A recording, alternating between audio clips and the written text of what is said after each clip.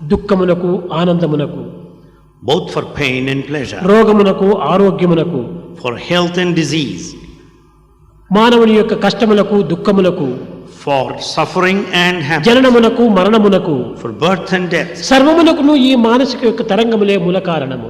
For everything, the human thought process is responsible. ఈ తరంగముల యొక్క ప్రభావమును చక్కగా గుర్తించి వర్తించినప్పుడే మానవత్వము అర్థవంతమైనటువంటిదిగా ఉంటుంది.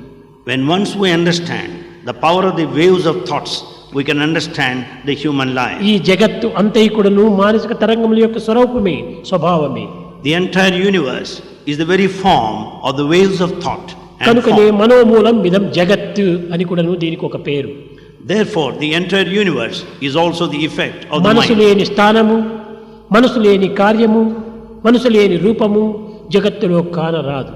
In this world, there is no place where there is no mind, there is no form where there is no mind.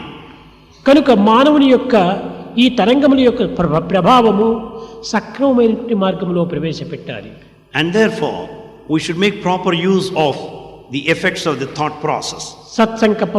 సంకల్పములతో, With good thoughts, సద్భావములతో, good feeling, సదాలోచనతో good thinking, దీనిని అభివృద్ధి పరుచుకున్నప్పుడు when we develop, మానవుని యొక్క మనసు పరిశుద్ధమైనదిగా ఉంటుంటుంది. human mind will remain pure. పరిశుద్ధమైనటువంటి మనసు ఉండినప్పుడే పరిశుద్ధమైనటువంటి కర్మలు కూడా నువ్వు ఆచరిస్తావు. When there is pure mind, we will do pure good actions. పరిశుద్ధమైన కర్మల యందు పరిశుద్ధమైన ఫలితమే మనకు ప్రాప్తిస్తుంది. Out of good actions, we will get good result. సంకల్పములనే బీజములు నాటి కర్మలనే ఫలాన్ని మనం పొందుతున్నాము. Having sown the seed of thought, we reap the fruit of result. కర్మ బీజములు నాటి Having sown the seeds of action, స్వభావము అనేటువంటి ఫలములను పొందుతున్నాము. we get the fruit of habit. స్వభావము అనేటువంటి బీజములు నాటి Having sown the seed of habit, శీలము అనే ఫలితాన్ని పొందుతున్నాము. we get the fruit of character. శీలం అనేటువంటి బీజమును నాటి Having sown the seed of character, అదృష్టము అనేటువంటి ఫలాన్ని పొందుతున్నాము. we get the fruit of fortune.